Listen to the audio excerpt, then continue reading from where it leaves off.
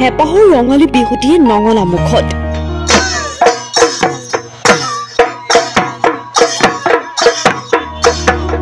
আকৌ আহিল অসমীয়াৰ হেপাহৰ ৰঙালী বিহু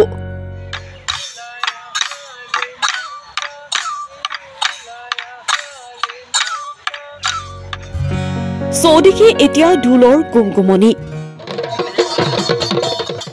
অসমীয়াৰ বাপতি শাসন বিহুটিলৈ মাজত মাত্ৰ কেইটামান দিন বাকী হেপাহৰ ৰঙালীক আদৰিবলৈ সাজু ডেকা গাভৰু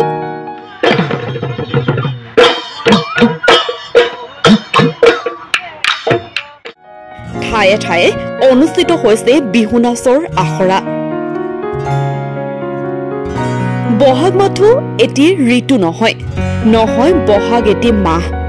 অসমীয়া জাতিৰ ই আয়ুস ৰেখা গণজীৱনৰ ই হাহ হয় বহাগলৈ মাজত মাথো আৰু কেইটামান দিন হেপাহৰ ৰঙালীক আদৰিবলৈ সাজু ঢিঙৰ এইসকল ডেকা গাভৰু ঢোল পেপাৰ মাতে ৰজন জনাইছে এতিয়া ঢিঙৰ আকাশ বতাহ ঢোল পেপাৰ তালে তালে কঁকাল ঘূৰাই নাচিছে সকলোৱে ঢিঙৰ অসম জ্যোতি সংঘৰ বাকৰিত ৰঙালীক আদৰিবলৈ এনেদৰে বিহু আখৰাত ব্যস্ত হৈ পৰিছে ঢিঙৰ এইসকল ডেকা গাভৰু মুঠৰ ওপৰত ৰঙালীক আদৰিবলৈ ব্যস্ততাৰ অন্ত নাই এতিয়া প্ৰতিজন অসমীয়াৰ যুৱতী আছে তেখেতসকলক লৈ পেলাই বিহু আখৰা কৰি আছে কেনেধৰণে প্ৰচেছ চলাইছে এই বছৰ কেনেধৰণে আপোনালোকে বিহু লৈ প্ৰচেছ চলাই নমস্কাৰ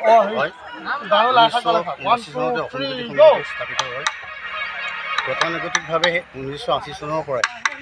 অসম জ্যোতি সংঘৰ সৌজন্যত ৰত্নকান্ত বৰকাকতি দেৱৰ বৰণত ৰঙালী কবি ৰত্নকান্ত বৰকাকতি স্মাৰক মুকলি বিহু উদযাপন কৰি আছে এইবাৰ আমি 8 বছৰৰ দৰে ইংৰাজী 19 এপ্ৰিল 4-5 বহাগৰ দিনাই কাৰ্যসূচী আমি মুকলি বিহু উদযাপন কৰি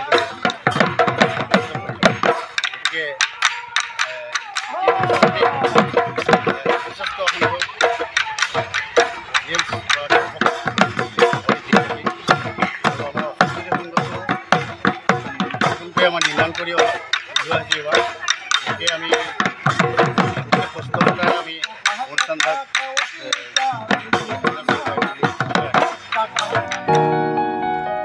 ঢিঙৰ পৰা উৎপল শইকীয়াৰ সহযোগত নিউজ ডেস্ক এনি টক্স